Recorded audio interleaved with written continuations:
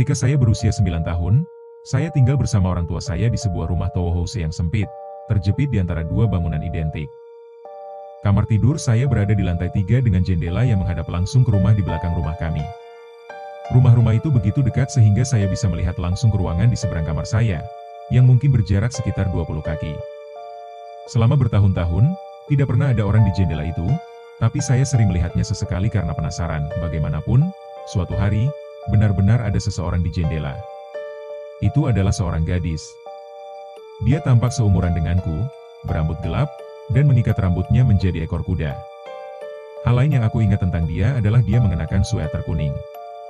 Dia melambaikan tangan padaku dan aku membalas lambaiannya.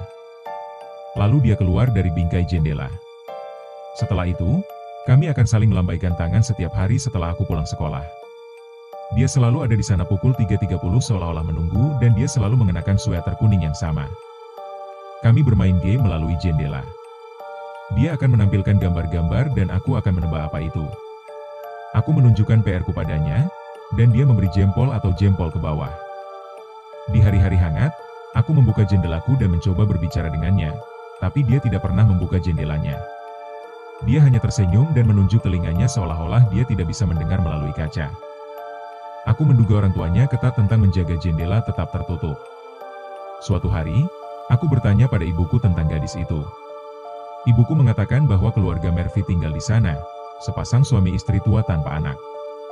Saya menceritakan tentang gadis itu, dan dia berkata mungkin mereka memiliki cucu perempuan yang sedang berkunjung.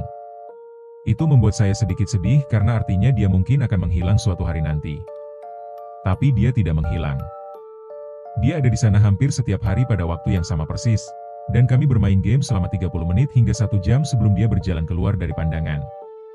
Beberapa minggu kemudian, saya terbangun sekitar pukul 2 pagi karena suara ketukan. Saya berjalan ke jendela saya dan menyadari bahwa itu adalah gadis itu. Dia berada di jendelanya, yang aneh karena saya belum pernah melihatnya di waktu lain selain setelah sekolah. Dia tidak tersenyum seperti biasanya. Dia menunjuk ke bawah ke sesuatu yang tidak bisa saya lihat dan menyatukan tangannya seolah-olah dia sedang memohon. Saya tidak tahu apa yang dia inginkan, tapi itu mulai menakutkan saya. Jadi, saya merangkak kembali ke tempat tidur. Ketukan itu terus berlanjut selama beberapa menit lagi lalu berhenti. Dia tidak berada di jendela selama 3 hari setelah itu. Saya mulai berpikir bahwa saya telah membuatnya kesal dengan mengabaikannya malam itu. Tapi pada malam keempat, ketukan itu membangunkan saya lagi. Kali ini dia menekan kedua tangannya ke kaca. Mulutnya bergerak seolah-olah dia sedang berkata sesuatu, tapi saya tidak bisa mendengarnya karena jendelanya tertutup.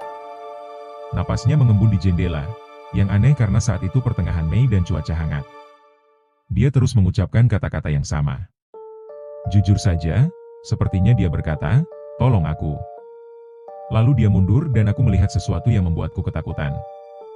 Ada noda gelap di sweater kuningnya, seperti noda cat atau lumpur. Aku berlari ke kamar orang tuaku hampir menangis. Ayahku berlari ke kamarku dan melihat keluar jendela, tapi lampunya mati dan gadis itu tidak ada di jendela lagi. Orang tuaku meyakinkanku bahwa itu hanya mimpi buruk dan menyuruhku kembali tidur.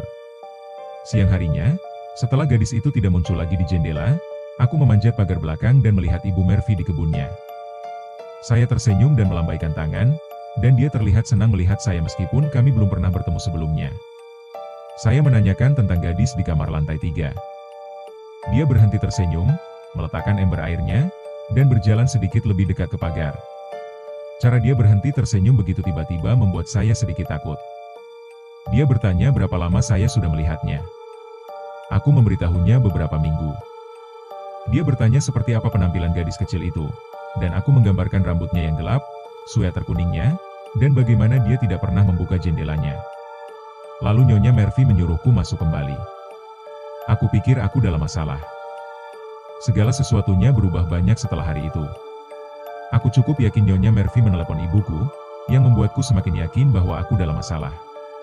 Orang tuaku memindahkan tempat tidurku ke dinding sebelah pada malam itu juga. Mereka menggantung tirai tebal di jendelaku, jenis yang berat dan menghalangi semua cahaya. Ketika aku bertanya mengapa, mereka mengatakan itu untuk membantuku tidur lebih nyenyak. Tapi aku tahu ada yang salah. Keesokan harinya, saat pulang sekolah, ibuku mengatakan aku tidak boleh bermain permainan melambaikan tangan lagi.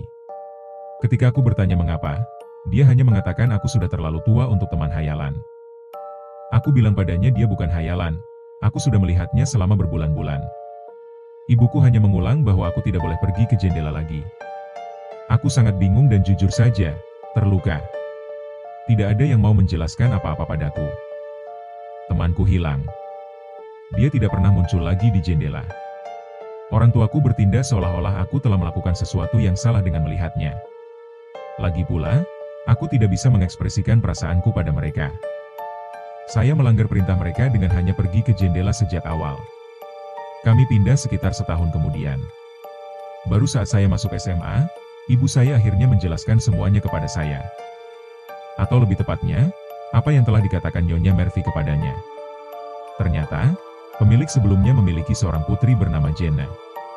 Dia berusia 11 tahun saat ditabrak mobil tepat di depan rumah. Itu terjadi setelah sekolah, dan dia mengenakan sweater kuning pada hari naas itu. Keluarga itu pindah tak lama setelah itu. Ketika keluarga Mervy membeli rumah itu, mereka mencoba menggunakan kamar di lantai 3, tapi akhirnya menutupnya sepenuhnya setelah berbagai hal terus terjadi. Ibu saya tidak menjelaskan bagian itu secara detail. Saya rasa dia tidak tahu. Dia hanya mengatakan bahwa Ibu Mervy selalu sangat spiritual. Sekarang saya berusia 34 tahun. Saya tinggal di rumah tanpa jendela yang menghadap bangunan lain. Itu bukan kebetulan. Saya mengembangkan semacam fobia terhadap jendela dan permukaan reflektif. Saya pernah bermimpi tentang gadis di jendela itu beberapa kali selama bertahun-tahun. Itu bukan mimpi buruk. Saya tidak pernah melihatnya dengan noda di sweaternya seperti yang saya lihat pada malam itu.